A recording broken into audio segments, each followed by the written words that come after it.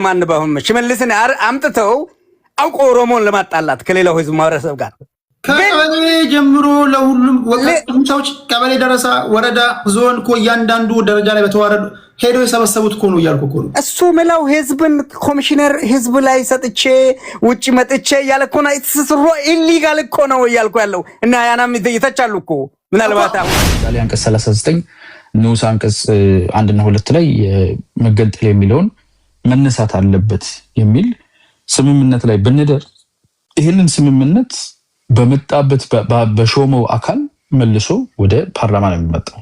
ይሄ ዴሊብሬትሊ የህዝብ ውሳኔ ምንድነው የሚለውን በግልጽ ኮሚሽን ያቀርባል ማለት ነው።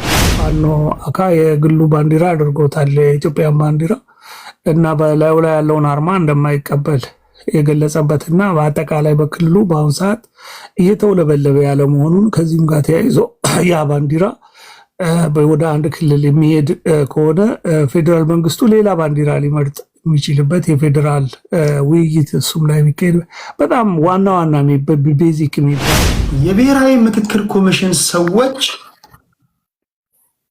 ለምክክር የያዛቸው 8 ነጥቦች ቀደም ሲል የተናገርኳቸው አሉ። በደንብ ሰምታችኋል ብዬ አስባለሁ። መድገም አይጠበቅብኝም። እንደገባኝ ከሆነ እነዚህን ምክክሮች የሚያደርገው ከሀገር ውጭ ከሚኖሩ ኢትዮጵያውያን ከዲያስፖራው ተወካዮች ጋርና ኢትዮጵያ ውስጥ ካሉ ሌሎች ከተመረጡ ወይም ደግሞ በእናንተ አማካኝነት ከተወከሉ ሰዎች ጋር ነው የሚሆነው። አጠቃላይ ግን የውይይት አጀንዳዎቹን 8ቱ እንዴት አያችሁ? 8ቱን አንባችሁ ከሆነ ማለት ነው። አያና ኢወርልድ ወንዴ ዊልነስ። እሺ ከኢወርልድ ልጀምር። ለአንድ ሰዓት ነው የምንቆየው። ነገ እገባለሁ። 6 ደቂቃ ላርግ። ኢወርልድ ደህና ናችሁ ወይ? እንዴት ነህ? 6 ደቂቃ አለ። እግዚአብሔር ይመስገን ደህና ነኝ። ሰላም ብያለሁ ወንድሜ አያና፣ እንዴት ነህ? አድማጮችን ሙሉ እንግዲህ ሼር አድርጉ። ስሙ ነው ወደ አዳነው ወደ ገደለው የሚለውን ቀይሬዋለሁ። ወደ ወሬው ቀጥታ ልግባ እና ይፈቀድልኝ የመናገር መብት እኔ በጣም የሚታገልለት ነውና 8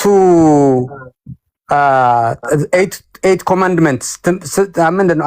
8ቱ ትእዛዛት ብያችኋለሁ። እኔ ቆጥሬያችኋለሁ እና 10ቱ ትእዛዛት በሁለት ኢየሱስ ሰበሰባቸው። እኔ ቴዎሎጂ ቴዎክራሲ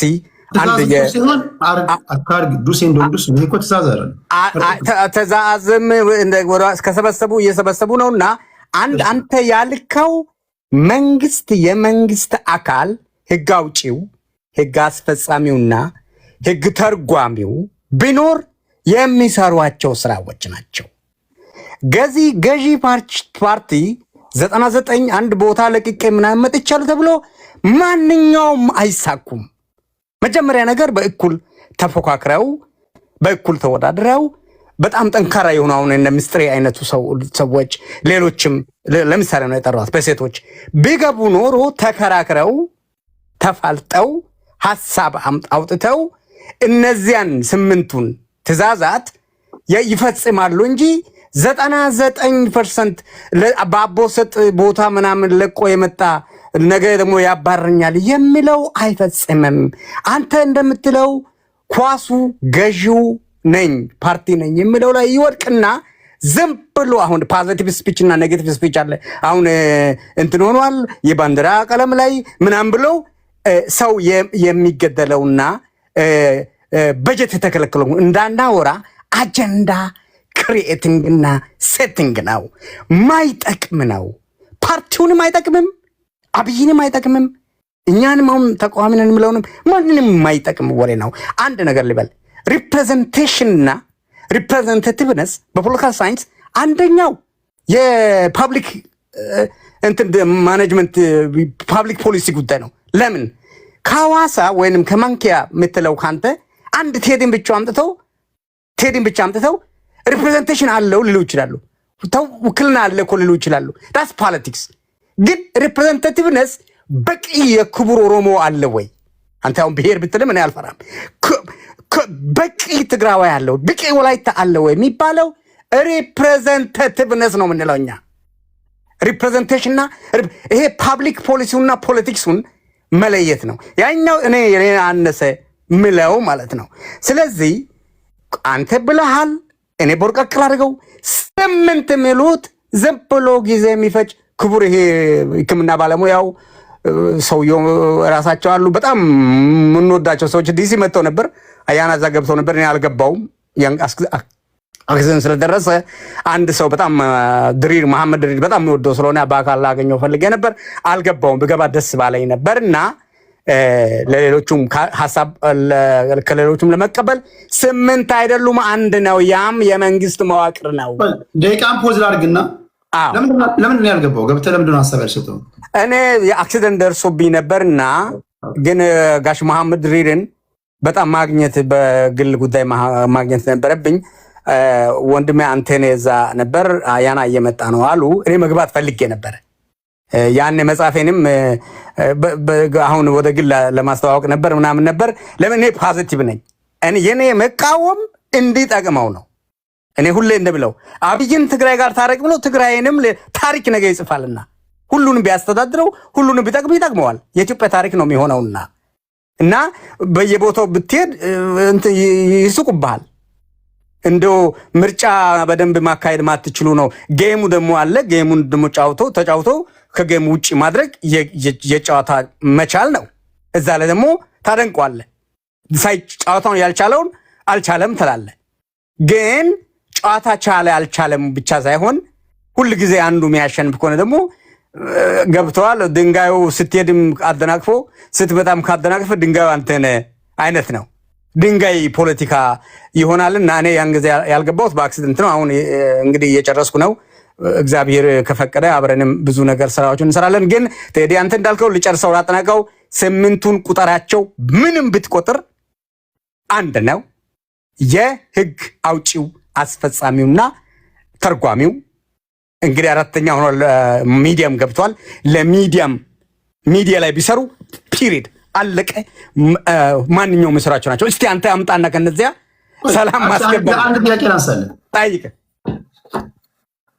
አሁን በሀገራችን ጉዳይ ችግር ነው ብላችሁ የምታስቡትን ከዚህ ቀደም በየፖለቲካ መድረኩ ትከራከሩባቸው፣ አንዳንዶቹ ለመገዳደላችን ምክንያት የሆኑ ናቸው፣ አንዳንዶቹ ለመራራቃችን ለመከፋፈላችን ምክንያት የሆኑ ናቸው ብላችሁ የምታስቧቸውን ዜጎች ሀሳብ አዋጡ ብሎ ከቀበሌ ወረዳ፣ ዞን፣ ክልል፣ ዲያስፖራ ድረስ ሄዶ አጀንዳ መጥቶ ተጨምቆ እኩል ድምፅ ያገኙ እንደገባኝ ከሆነ ሜጀር የሚባሉ ነገሮች ለምሳሌ ሌትሰይ አሁን አንቀጽ 39 መቀየር አለበት የሚለው መከራከሪያ ጉዳይ ነው። የፌዴራል ከተሞች አከራካሪ ጉዳይ ነው። የባንዲራ ጉዳይ አከራካሪ ጉዳይ ነው። አብላጫው ድምፅ ባንዲራ ይቀየር የሚል ከሆነ ይቀየራል። በባንዲራ ዙሪያ ላይ እኩል የሆነ ድምፅ ከተገኘ ሪፈረንደም ይዘጋጃል። አንቀጽ 39 አብዛኛው ድምፅ ይቀየር የሚል ከሆነ ይቀየራል። አይቀየር የሚል ከሆነ አይቀየርም። እንግዲህ ከቀበሌ ጀምሮ በተሰበሰበ ድምፅ ነው። ተቀራራቢ ድምፆች ካሉ ለመለየት አዳጋች ከሆነ ሪፈረንደም ይደረጋል። እንዲህ መባሉ ምንድነው ነውር ሆኖ ከመሳተፍ የሚያሳቅበው? አሁን እንዳልከው በህግ አውጪዎች፣ በህግ አስፈጻሚ ወይም ደግሞ በህግ ተርጓሚ ይሄ በቃ ሊመለስ የሚገባ ነው ተብሎ ብልጽግና ፓርቲ ነው ስልጣኑን የያዘ ኤግዚኪዩቲቭ ብራንቹን እየመራ ያለው። ለራሳቸው የሚመቻቸውን ይሄ መስተካከል አለበት ቢባል አሁንም ተቋሙ መነሳቱ አይቀርም። የምትፈልጉትን ብቻ ለወጣችሁ፣ ማትፈልጉትን ደግሞ ኢንስቶል አረጋችሁብን የሚል ነገር ሊነሳ ነው። በማዳገም ሁኔታ ችግር የሆነብንን ነገር እንነጋገር መባሉ ወደ ህዝብ ሲወርድ በእናንተ እዛው የምትጨርሱት ጉዳይ ነው የሚለው ነገር፣ በእነሱን ደግሞ ቢፈቱት ደግሞ እኛ ማንፈልገውን ደግሞ እናንተ ጫናችሁብን ለማለት ክፍተት ላለመተው የተደረገን ነገር አክኖሎጂ አድርጎ ወይም ደግሞ አፕሪሺየት አድርጎ በዛ ላይ መሳተፉ ወይም ደግሞ ይሄንን እንደ መልካም ጅማሮ ማየት እንዴት ነው ያቃተን? እንዴት ነው? ኮሚሽነሩም እንዳሉት 39 እያሉ እሳቸው ራሳቸው እንግዲህ አንተ ስፒች አናሊሲስ እኛ ጠንቅቀን እናውቃለን። ራሳቸው ኮሚሽነሩ ግራ ገብቷቸው ህገ መንግስት ማለት ነው ህገ መንግስት የህገ መንግስት ሲሻሻል አመንድመንት ህግ አለው እንጂ ኮሚሽነር ህዝብ ጋር ሄዶ እንደ ፕሬዝዳንት ምርጫ አያደርገው። ክልሎቹ 2/3 እንግዲህ የአሜሪካ ሞዴል ነው። ህማን ኮይን እኮ እዚህ አለ። እነመለስን አልሰራ ብለው አብጠልጥለው አሰቃይተው ህዝብን አስጨርሰው ለራሳቸው የሞቱበትን ምንድነው ህገ መንግስት አመንድመንት ነው። አመንድመንት ሁሉም ክልሎች ውስጥ 2/3 ከአጠቃላይ ህዝብ እየተባለ ህግ ራሱ አለው እንጂ ሌላውንቶ አንቀጽ 39 ተደግፋላ ትቃወማለህ። ይሄ ራስን በመቻል እስከ መገንጠል ምለው እስከ መገንጠሉ አልደግፍም ነኝ። እስከ መገንጠል ግን ያን ስትረጉሙ እስከ መቼ ነው አሉ። ያን አንተ አልደግፍም እኔ አልደግፍም። እስከ አንዴ ሰማኝ። ይሄን አንቀጽ 39 ደግሞ የሚደግፈው አሉ። አንቀጽ 39 እኮ ነው ፓርሻሊ እስከ መገንጠሏን እስከ የምትለው ቃል መጨረሻ ያላትም እንዳንተ ኢወርልድ እስከ የምትለውን አልፈልጋትም። እስከ ሚለውን ደግሞ ይፈልጋል። አዎ ስለዚህ ማጆሪቲ ይፈልጋል አይፈልግም የሚባለው እንዴት ነው የሚታወቀው? እሱን ከክልሉ ከሁሉም ክልሎች ምን ያህሉ ከህዝቡ ምን ያህሉ ተብሎ አለ እዛ እኮ እንጂ አዳነችንና የኦሮሚያ ማን በሆነ ሽመልስን አምጥተው አውቆ ኦሮሞን ለማጣላት ከሌላው ህዝብ ማህበረሰብ ጋር ከቀበሌ ጀምሮ ለሁሉም ወጣቶች ቀበሌ ደረሳ ወረዳ ዞን እኮ እያንዳንዱ ደረጃ ላይ በተዋረዱ ሄዶ የሰበሰቡት እኮ ነው እያልኩ እኮ ነው። እሱ ምለው ህዝብን ኮሚሽነር ህዝብ ላይ ሰጥቼ ውጭ መጥቼ እያለ እኮ ነው። የተስሮ ኢሊጋል እኮ ነው እያልኩ ያለው እና ያናም ይተቻሉ እኮ ምናልባት አሁን ሶሪ ቅድም እኮ ያልኩ ይሄንን ነው። አዎ ቅድም ለንግግሩ እንዲመች እኮ ወደ ህዝብ መውረድ የሌለበት ነገር ነው። ራሱ ህግ አውጪው፣ ህግ ተርጓሚው፣ ህግ አስፈጻሚው ፊክስ ሊያደርገው የሚገባ ነገር ነው አልክ። መልሰህ ደግሞ ወደ ህዝብ መውረድ የሌለበትም አልክ። መልሰህ ደግሞ እኔ ይሄንን አላልኩም። ቴዲ ቆይ ታስተካክለኛለህ። ኦኬ ቆይ አሁን መልሰህ እና ዳነች እነ ሽመልስ ተሰብስበው እነሱ መወከላቸውና እዚህ ላይ ብቻ እነሱ የህዝቡ ሪፕሬዘንታቲቭ ተደርገው መቅረባቸው ትክክል አይደለም አልክ። ነገርየው እንደዛ ነው። እና ዳነች እነ ሽመልስ የገቡበት ነገር አይደለም። ከቀበሌ ጀምሮ እያንዳንዱ ህዝብ በቀጥታ ስብሰባ አዳራሽ ውስጥ ገብቶ ምንድነው እንዲለወጥ የምትፈልገው ምንድነው እንዲስተካከል የምትፈልገው ተብሎ የተሰበሰበ ነገር ነው። ይሄ እኔ እኮ እዛ ላይ ተስማማን። ውጪ መተው እኔም ልገባ ሞክሬ ባለው በሲቹዌሽን እምቢ ያልኩበት ሌላ ካናዳም ሌላ ጋር ሄደው ሰበሰቡና ከብዙ ሺዎች የተጨመቁ 8 ብለዋል። እኔ ሰምቻለሁ። 2-3 ጊዜ ነው ሰማሁት። ከዛ በኋላ አሁን 39ን ፒክ አድርገህ 8ቱን ብትወስድ አንዴ ቃለሽ ባክስ አለ። የሚገባበት ባክስ የመንግስት መዋቅር በሚለው ላይ ነው። የመንግስት መዋቅሩ ካልተስተካከለ አሁን ድሮ ኢህአዴግ ጊዜ እንደሚያደርጉት ምናምን ይሄ ዝም ብሎ አንዳኛ መነጽር ያደረገችን አምጥቶ አስፈርሞ ሚያም አልጠቀመም፣ ህዝቡን አጣላ እያልኩ ነው። አሁንም የአዲስ አበባን ጉዳይ አዲስ አበባ ማና ምናምን ይልና ከኦሮሚያ ሽመልስን ከዚህ አዳነችን ሰው አለቀ ጨረሰ እኮ ምናምን ቢያስጨበጭብ ነገ ምን አርገ ብታርስ ባረም ይመለሱ በምን አለባብሶ ቢያርሱ አይነት ነው የሚሆነው እያልኩ ነው። ህዝብ አይደለም ህግ አለው ደንብ አለውና ክልሎችን ሁሉ ያስታርቁ። እንግዲህ በዚህ መጨረሻ ላይ ክልሎቹን ካስታረቁ ፋኖንም ህወሓትም ካስታረቁ አው ተደራድረው ከጨረሱ ያስተካክላሉ። ካልሆነ ጦርነቱ አይቀርም፣ ሰላም አይመጣም እያልኩ ነው። ከሌሎቹ እማራለሁ፣ እሰማለሁ። እሺ ቴንክ ዩ። ወደ ወንዴ አይ ቴዲ እንዴት ናችሁ? ደህና መሻችሁ? አለን እግዚአብሔር ይመስገን። እኔ እንኳን መጀመሪያ ላይ በነበረው ርዕስ ነበረ፣ ምናልባት ወደኋላ አልወስድህም፣ በዚሁ እንዲቀጥሉ እድሉን ልስትና መጀመሪያ ላይ ቅድም የተነሱ ነገሮች ነበሩና ምናልባት ወደኋላ ላለመጎተት ወደፊት የሚቀጥሉ ከሆነ እና አያና መሄድ ይችላሉ። እኔ ቀደም ብዬ ነበር ሪኩዌስት ያደረኩትና ስለዚህ አልወስድህም፣ ወደኋላ አልመልሳችሁም። እሺ በቅድም በሴቶች ጉዳይ ከሆነ እሺ፣ በሴቶች ጉዳይና እንመለስ። እሺ ኦኬ፣ ሌላ ጊዜ ዲስከስ እናደርጋለን፣ እንገባለሁ። እሺ ቴንክ ዩ። እሺ ወልካም። እሺ ኦኬ፣ አይ ቲንክ ሜዲካል ዶክተር ነው መሰለኝ። እንዲህ ያሉ ሰዎችን ማክበር በእጅጉ ያስፈልጋል። በሙያው ስፔሻላይዝ ያደረጉ ሰዎች ናቸው። እሺ ሌላ ሰው ልጨምር? እሺ እስከዛ አያና ሰዓት ለመቆጠብ። እሺ ቴዲ ደህና ነኝ እግዚአብሔር ይመስገን። እንዴት ናችሁ ቴዲ? የወርልድ ሰላም ናችሁ? የወርልድ ትንሽ እያዝናናኝ ነበር። አይ ቲንክ እና ዳንች እና ሽመልስ ተሰብስበው ምክክር ሊያደርጉ መስሎት ይሁን እንደዛ ነው የሚመስለው ካነጋገሩ። አይ ቲንክ ዴታውን ለመስጠት ያህል 8ቱ ትእዛዛት ያለው የውይይት አጀንዳዎች ናቸው። ንዑስ አጀንዳዎችም አሉ በስራቸው። በጣም ዲቴይልድ የሆነ ኢትዮጵያ ውስጥ ያሉ ችግሮችን ለመፍታት ምን ነገሮችን መወያየት አለብን ተብሎ ተመርጦ በሺህ የሚቆጠሩ አጀንዳዎች ተመርጠዋል። ከነዛ ውስጥ ሀገራዊ ናቸው፣ የሀገርን ወደፊት እጣ ፈንታ ይወስናሉ፣ በሀገራዊ ደረጃ ልንወያይ ይገባል የተባሉትን 8 አቃፊ የሆኑ ትልልቅ አጀንዳዎች ከስራቸው ደግሞ ንዑስ አጀንዳዎችን ይዘው ለውይይት 1 ወር ያህል የሚደረግ ሰፊ ውይይት ለማድረግ ነውና ትእዛዝ ሳይሆን የውይይት አጀንዳዎች ናቸው ሴት የተደረጉት። የሚወያዩት ደግሞ ባለስልጣናት አይደሉም። የሚወያየው 4000 ሰው ያህል ነው። ቁጥሩ 4000 ሰው ነው። 3 ሰው አይደለም፣ 8 ሰውም አይደለም። 4000 ሰው ያህል ከመላው ኢትዮጵያ በወረዳ ደረጃ ተሄዶ ተለቅሞ ሐሳቦቻቸውንም ሰዎችም ተወካዮችም ከእያንዳንዱ ቦታ ተመርጠው የመጡ ናቸው።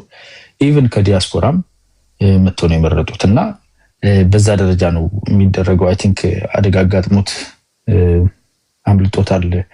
ውይይቱ ብቻ ሳይሆን ሙሉ ነገሩን እንዳልተረዳን ያየሁትና የወርልድ በዛ ደረጃ በታየው ጥሩ ነውና ምናልባት ሐሳብህን ሰብስበህ በኋላ ላይ ልትመለስበት ከቻልክ ተስፋ እንኳን አላደረገውም፣ ግን ሐሳብህ ከተሰበሰበልህ 4000 ሰው የሚወያይበት ሀገራዊ 8 አጀንዳዎች ተመርጠው ለ1 ወር 4000 ሰዎች ያህል ከመላው ኢትዮጵያ ከኢትዮጵያ ውጭ ካሉ ማህበረሰቦች የተመረጡ የተውጣጡ ሰዎች እዛው ተወያዩ የመረጣቸው ወደ 250,000 የሚያክል ተወያይ ነው አጀንዳ ለመለየት የተሰበሰበው። ሰው ውክልናን የምታስብ ከሆነ ህገ መንግስቱ ይጻፍ የነበረው የተውጣጣው ሰው በጣም ጥቂት ሰው ነው። ይሄ በጣም ሰፊ ዲቴይልድ የሆነ አመታት የፈጀ ነው። አንደኛው። ሁለተኛ በአዋጅ ነው የወጣው።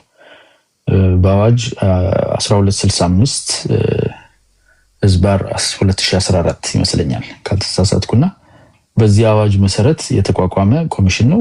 ኮሚሽኑ ከተቋቋመበት ከ2014 እስካሁን ያለውን 4 ዓመት በላይ ለዝግጅት መዋቅር ለማድረግ ውይይት የሚያደርጉ ሰዎች በመምረጥ አጀንዳ በመምረጥ ጊዜ በጣም አጥፍቶበት መላው ኢትዮጵያ ውስጥ ያሉ በሚገርም ሁኔታ ብዙ ሰው የማያውቀውን ኢንፎርሜሽን ልስጣችሁ እዚህ ውስጥ ላሉ ኦልሞስት 1000 ለሚሆን ሰውና ለራስ ላይ ወርልድም ለቴዲ ለታጋዮች እኔ ብዙ ጊዜ ፕሬሸር አድርግ ነበር። በትጥቅ ትግል ነው ጉዳይ እንፈታለን ብለው የሚያስቡ ከተለያዩ አካባቢ መጡ ጫካ ያሉ ሰዎችን እንዴት ተደርገው ሊወከሉ ይችላሉ የሚል ጫና አድርግ ነበር፣ ጠይቅ ነበር። እና ከዛ ውስጥ ያገኘሁት መልስ ቀይ መስቀል እንደ ሚዲዬተር ሆኖ መሳተፍ የሚችሉበትን ሴፍ ፓስዌይ ለዚህ ተሳታፊ ሆኖ የሚመጡ አካላት ጉዳት እንዳይደርስባቸው የሚደረግ የሴፍ ፓስዌይ ጋራንቲ ከመንግስት እስከ ማግኘት ድረስ አንዳንዶቹ ማንነታቸው እንዲገለጥ አልፈለጉ ቅጽ 76 የሚባለው የአጀንዳ መለያ ቅጹን ጭምር ሞልተው ሐሳባቸውን ያስገቡ የታጠቁ አካላት ሁሉ እንዳሉ ነው ላሳውቅ የምፈልገው፣ እንኳን ኖርማሉ ህዝብ ማለት ነው። ስለዚህ አሳታፊነቱና ሌሎች ሰዎችን ለማካተት የተሄደበት መንገድ ይሄ ኮሚሽን በነገራችን ላይ ይሄ ይወጣላችኋል የሚባሉ አይደሉም። አይኖ ኮሜንት 12 ጊዜ ደጋግሞ የሚጽፉ ሰዎች ምንም ነገር ማድረግ በማይችሉ አጽድተው ገዛ እንትናቸው መስራት የማይችሉ ሰዎች በሀገር ደረጃ የተከበሩ ትልልቅ ሰዎች ናቸው። ነኝ ቲንክ አምባሳደር አህመድ ድሪስን አንስተሃልና እነሱ ነፍሳቸውን ይማር አቶ ዘገየን የሚያካክል ጃይንት የሆኑ ለህዝብ በእጅግ ጊዜ ስራቸው የሚታወቁ እነ ፕሮፌሰር መስፍን እነ ዶክተር በጣም ብዙ ናቸው። አሁን ጠርቼ መጨረስ አልችልም እና እነኚህ ሁሉ ያሉበት እነ ዶክተር ዮናስ እነ ሌሎችም ማለት ነው ኤሊቶች ያሉበት በስራቸው በገለልተኝነታቸው የታመኑ ሰዎች ተመርጠው ነው ፓርላማው ነው። የሚገርመው የፓርላማውን ስልጣንና አሰራር ጭምር ግን ሊቀይሩ ይችላሉ። ራሱ መሰረተው የኤግዜኪቲቭን የጠቅላይ ሚኒስትሩን የስልጣን ዘመን ገደብ በማድረግ ዙሪያ ራሱ ትልቅ ፓወር ያለው ስብስብ ነው። ህዝብ ተሰብስቦ መፍትሄ ያደርግ ነውና ኦኬ ህገ መንግስታዊ ለውጥ ለማድረግ 104 እና 105 አንቀጽ 104 እና አንቀጽ 105 አሉ ይላል። የአጀንዳዎቹ መካከል አንዱ 104 እና 105 ራሱ አሉበት። ይሄ በጣም ሰፊ የሆነ በሀገራዊ ደረጃ ተወያይተን ህገ መንግስታችንን ጭምር ማስተካከል ማረም ካለብን እንዴት እንስራ የሚል ውይይት ናሽናል ዳያሎግ ነው። ቁጥር ስፍር የሌለው ጥናት ነው። በዩሮፕ አፍሪካ ውስጥ የተለያዩ ቦታዎች ላይ ተዟዙረው ጥናት በዚህ በምክክር ሂደት ሀገር መገንባት ላይ የተሳካላቸውን ከነሱ ትምህርት ለመቅሰም ብዙ ጥናት ተደርጓል፣ ብዙ ወጪ ተደርጓል። ይሄንን ሚኒማይዝ አድርገን ትንሽ አድርገን የአንድ ፓርቲ አድርገን እንደዚህ አድርገን ለማቅረብ የምንሞክርበት መንገድ ሀገር የሚለውን ነገር ሁሉ የምንረዳና አይ ቲንክ ቫልዩ የምናደርግ አይመስለኝም። ተስፋ የምናደርግ እዛ ጋር አንድ ጥያቄ ላንሳልህ አያና። ኦኬ ለምሳሌ የምክክር ኮሚሽን ሰዎች የመጀመሪያ ጊዜ የተቋቋሙ ሰዓት ጠቅላይ ሚኒስትሩ ለምክክር ኮሚሽን ሰዎች የተናገሯቸው ንግግሮች አሉ። ከነዚህ መካከል የሽግግር መንግስት የሚባለው ጉዳይ ጭራሽ እንዳታስቡት ብለው ዘግተው የተናገሩት ንግግር አለ። ከምክክር ኮሚሽን ሰዎች የተሰጠው ምላሽ በወቅቱ ሰምቻለሁ። እንደዚህ አይነት ጥያቄዎች ሲነሱ ሌትስ ሴይ ማጆሪቲው ህዝብ የሽግግር መንግስት እንፈልጋለን የሚል ድምፅ ቢሰጥ፣ በዚህ በኩል ደግሞ ጠቅላይ ሚኒስትሩ ወይም ደግሞ የኤግዚኪቲቭ ብራንቹን የሚመሩት ሰው የሽግግር መንግስት የሚባል ነገር የለም አበቃ እሱ ታሪክ ሆነ ብለው የሽግግር ኮሚቴዎቹ የህዝብን ጥያቄ የማስፈጸም አቅማቸው ምን ድረስ ነው? ህዝብ ይህን ካለ ገዢው ፓርቲ ደግሞ አልፈልግም ይሄማ ማልፈልገው ነገር ነው ብሎ ቢከላከል ይሄ እንዴት ነው ሊፈታ ይችላል?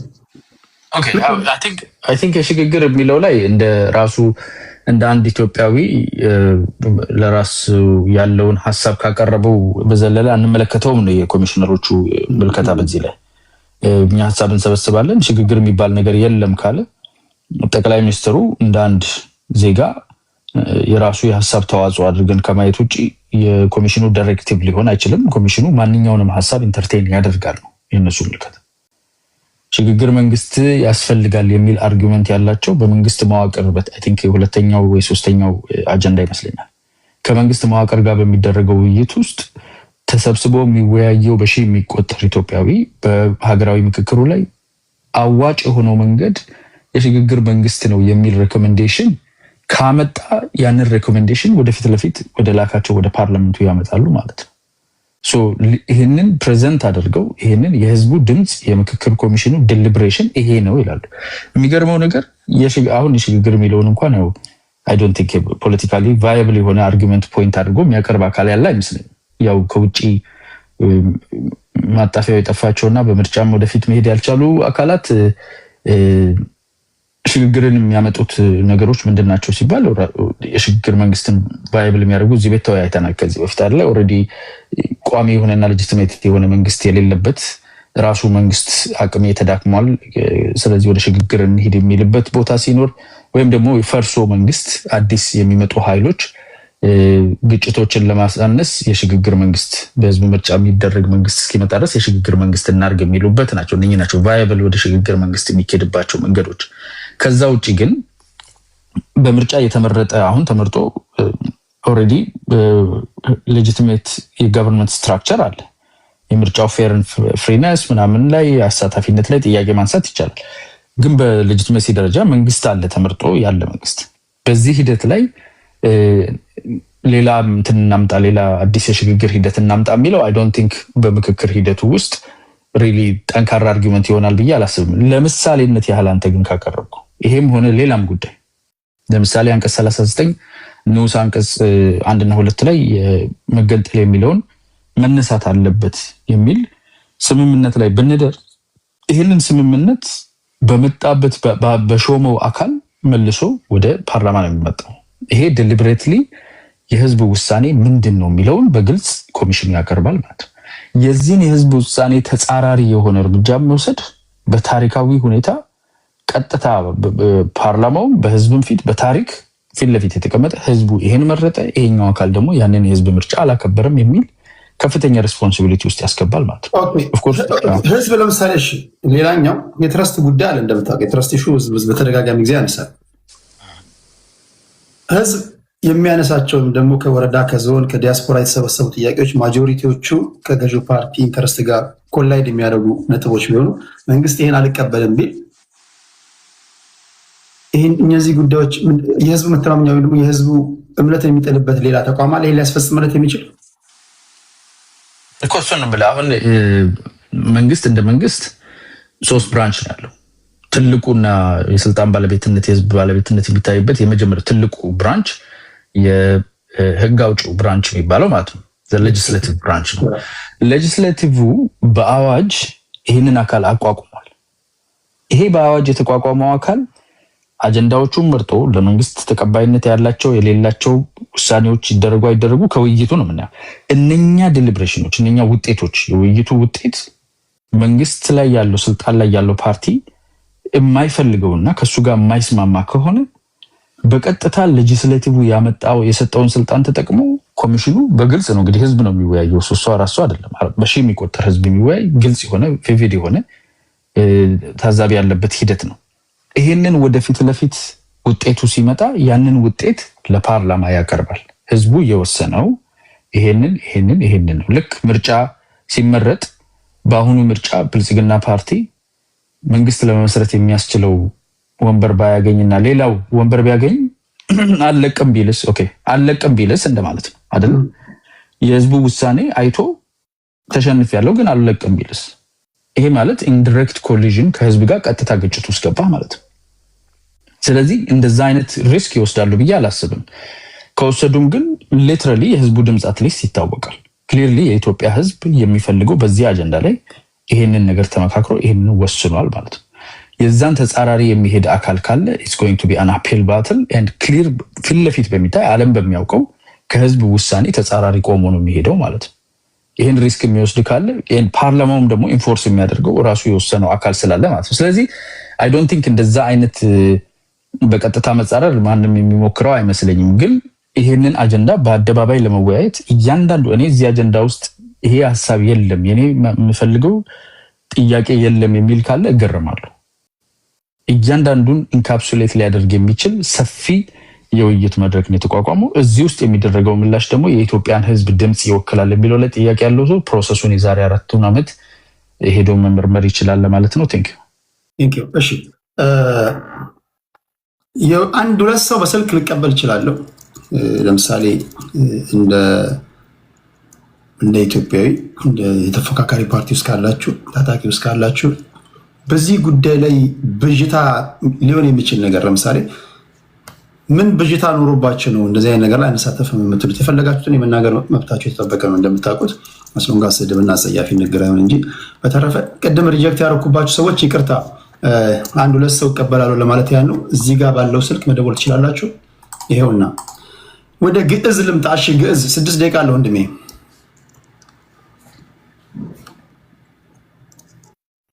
እሺ ገዜ አይደል? ሶሪ። እሺ አመሰግናለሁ ቴዳ። አያና ሁላችሁም እንዴት ናችሁ? አላችሁ? ሁሉ ሰላም አለን? እኛ ጋር ሁሉ ሰላም ይመስገናለሁ፣ ደህና ነኝ። እኔ እንኳን ምናልባት ቴዳ በጣም ላንተ ትልቅ ክብር አለኝ። ምክንያቱም የተለያዩ ሀሳብ የተለያዩ የፖለቲካ ልዩነት ያላቸውን ሰዎች ይዘህ አወያይተህ እንዲሁም ደግሞ በሀገር ጉዳይ ሲሆን ደግሞ ሀገሬን አትንኩብኝ የምትለው ነገር በጣም ወደዋለሁ። እግዚአብሔር ይስጥልን፣ አመሰግናለሁ ለማለት ነውና ምናልባት እኔ ከአጀንዳችሁ ውጪ እንዳልወጣ እንኳን ትንሽ የሆነች ጥያቄ ነበረና መጠየቅ ይቻላል የሚለውን ነገር ለመጠየቅ ነበር። ከአጀንዳው ውጪ ከሆነ አምሶሪ ህዝብ ይታዘበናል። በአጀንዳችን ላይ ቢሆን ጥሩ ነው እንዳንቀላቅለው። ኦኬ እሺ በቃ ሌላ ጊዜ ድሉም ሰጠኝ ከሆነ ልመለስ። እሺ ላይክ ፍሎውን ጠብቆ መጓዝ አለበትና ከአጀንዳችን ውጭ ከሆነ ህዝብ እንዳናወዛግብ በሌላ ጊዜ ወይ ነገ ስለምገባ ነገ ቀድመናና ትጠይቃለህ። ችግር የለውም። እሺ እሺ ታንክ ዩ ቴዲ። እሺ ለአድማጭ ተመልካቾቼ ለእናንተ ጆሮ መጠንቀቅ አለብኝ እንዳይቀላቀልባችሁ። እሺ አንተነህ ወደ አንተ ልምጣ። እንዴት ናችሁ? ያ ሰምቻለሁ። አንዴ የተለየ ድምፅ ያላችሁ ካላችሁ ከዚህ ስቴጅ ላይ ካሉት እኔ የተለየ ምልክት አለኝ ለምትሉ ለአንድ ሰው እድል ሰጣለሁ። ካልሆነ ነገም ስለምቀጥለው ነገ እንገናኛለን። አሁን የሚነሱ ሀሳቦችን እንስማና ስሙና ነገ የምንፋጭበት ሌሎችን ጨምረን የምንፋጭበት ጉዳይ ይሆናል። አንዴ አንተ ነህ ከይቅርታ ጋር ጠብቀኝ። እሺ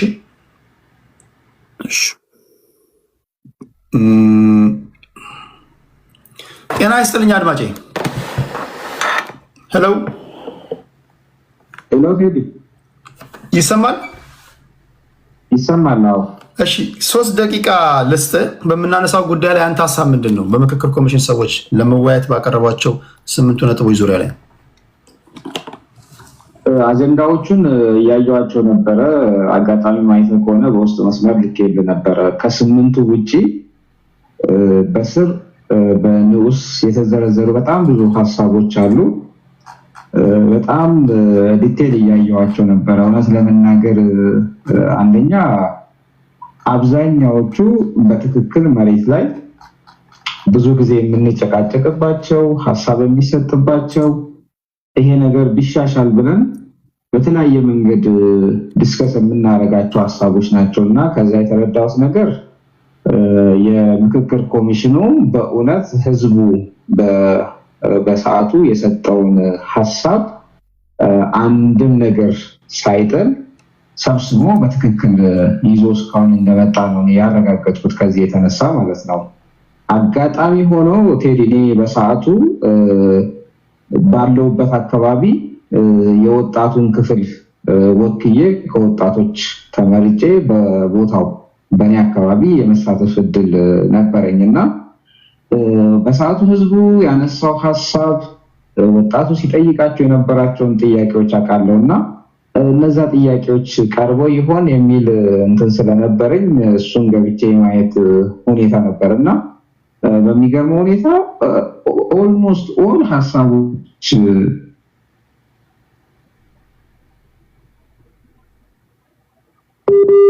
አለ ካታ አግኝቻለሁ እና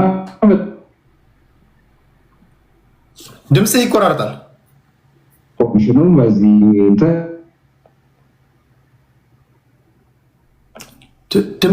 ድምጽ ትንሽ ኦኬ መጣ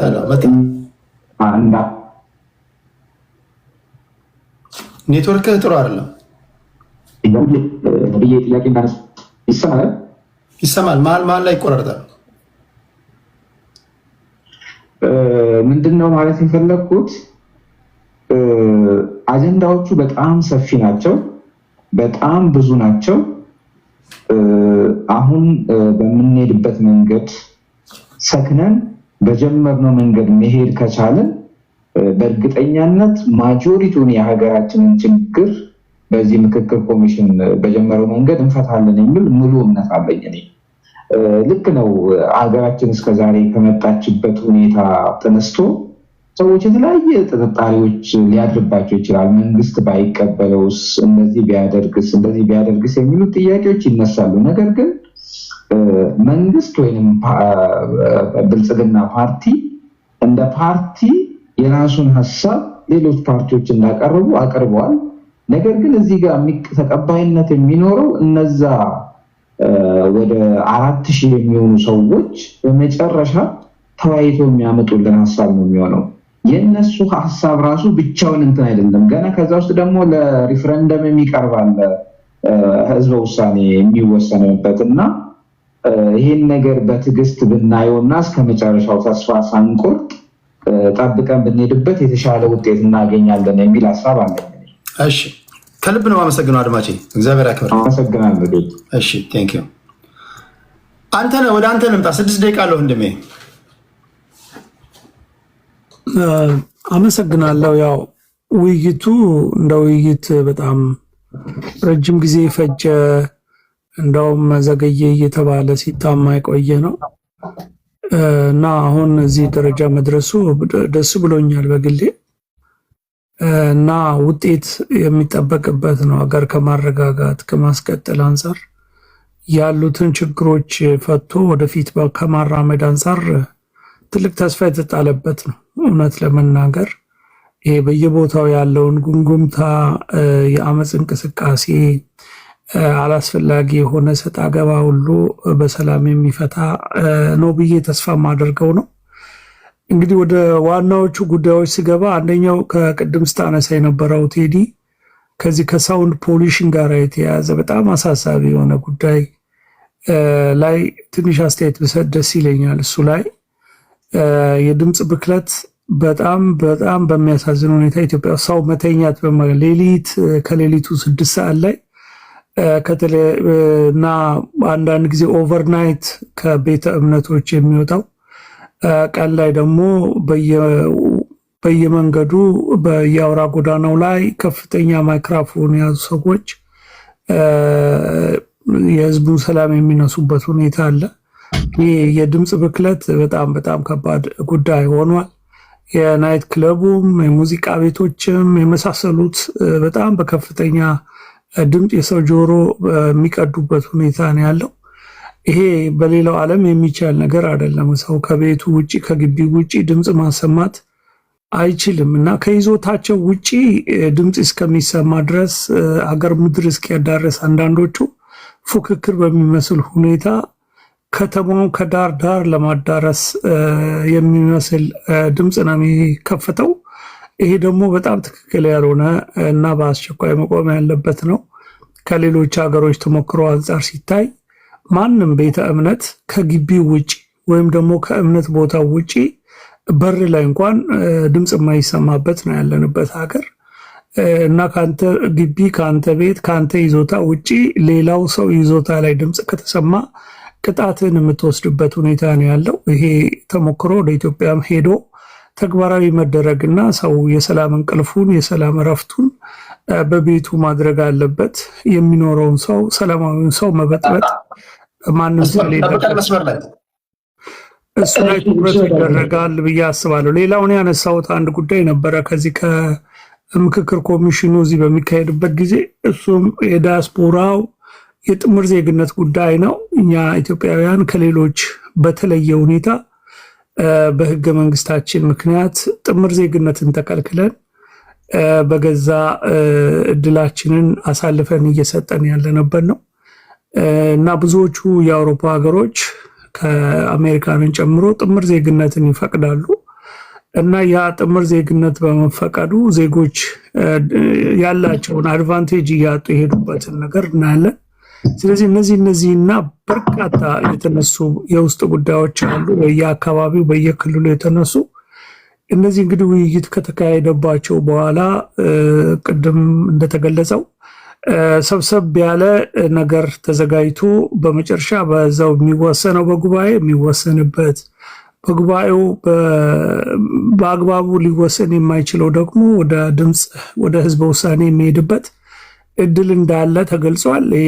እንግዲህ የሀገሪቱ ላይ ያሉ ዋና ዋና ጉዳዮች በተለይ ከህገ መንግስት ማሻሻል ጋር የተያዙ ጉዳዮች ከአንቀጽ 39 ጋር የተያዙ ከአንቀጽ 8 ጋር የተያዙ ከፕሪያምብል ጋር የተያዙ ጉዳዮች ብሔሮች ብሔረሰቦች እየተባለ በደፈናው የሚጠራውን ነገር በዜጎች የመተካት ጉዳይ እነዚህ ነገሮች እንግዲህ ውይይቱ ላይ መተማመን ከተደረሰ በዛው የሚያልቁ ካልሆነ ደግሞ ወደ ህዝበ ውሳኔ የሚሄዱ ናቸው። ይሄ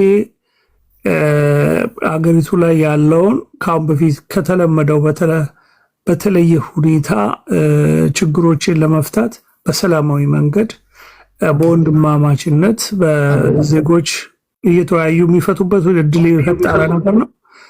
እጅግ መልካም ነገር ነው ብዬ የምወስደው ነውና ሌላው ምንድነው ከዚህ ከባንዲራ ጋር የተያያዘ ከቋንቋ ጋር የተያያዘ የሚነሱ አሉ። አንዳንድ ክልሎች በተለይ አንድ ክልል አማራ ክልል አማርኛ የኔ ቋንቋ ነው የሚል ነገር አንስቷል። ይሄ እንግዲህ ሌሎች አይጠቀሙ የሚል አልመሰለኝም።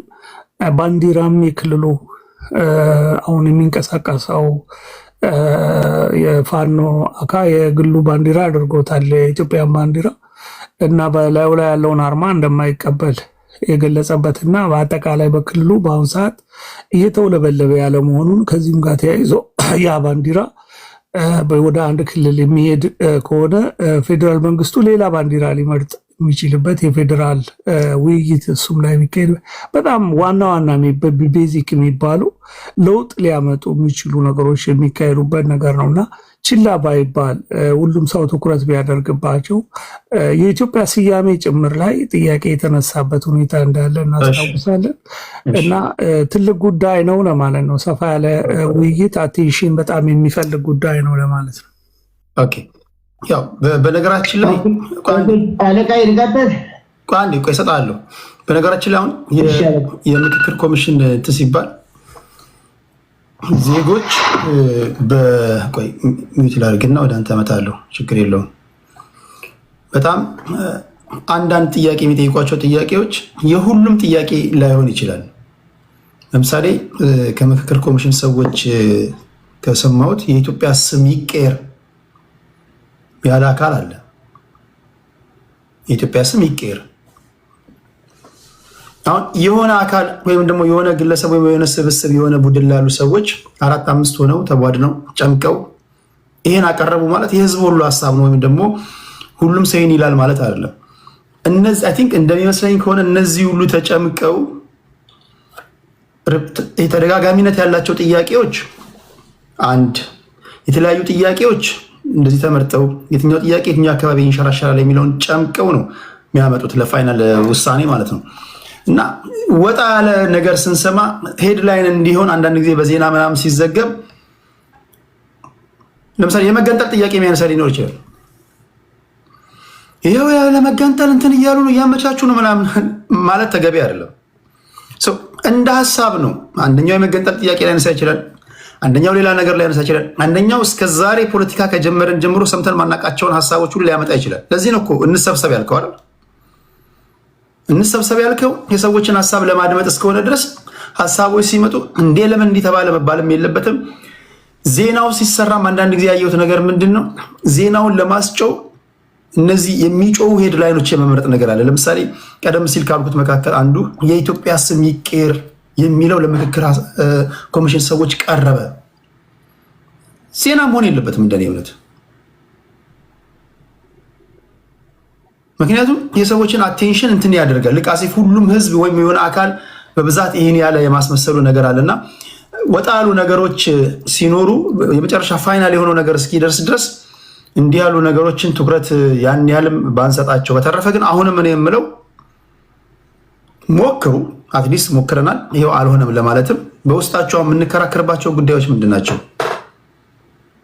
ኢቭን በምክክር ኮሚሽን ሰዎች ራሳቸው ጥያቄ የሚሆኑባቸው ለምሳሌ እንዳትሳተፉ ጥያቄ የሆነባችሁ ነገር ምንድን ነው? እሱንም እኮ ማካተት ነው እኮ። ለምሳሌ እዚህ ውስጥ አልሳተፍም ያልክበት ምክንያት ምንድን ነው?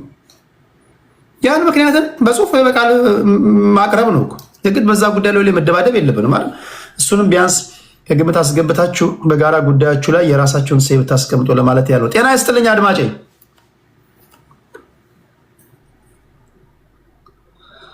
ሆን ተብሎ ተገፍተናል እንዳንሳተፍ ይላል ተስፋ ማርያም። ኦኬ እሱ አሪፍ ሀሳቡ ማደራጀቱ የሚናገር ሰው ሲሆን እሱ ላስገባ። ከዚህ በኋላ ይቅርታ፣ በጣም ከይቅርታ ጋር ሌላ ተጨማሪ ሰው አልጨምርም። ነገር ስለመጣ አንዳንድ ዞር ወይ ማክሲመም ሁለት እንጂ የምሰጣችሁ አይ ዶንት ኖ አም ሶሪ ዩዘር አይደለም ተስፋ ማርያም። ጤና ይስጥልኝ አድማጬ፣ ለአንተ ነው የሰጠው እድል። አድማጬ አለቃዬ ልቀጥል? ቀጥል።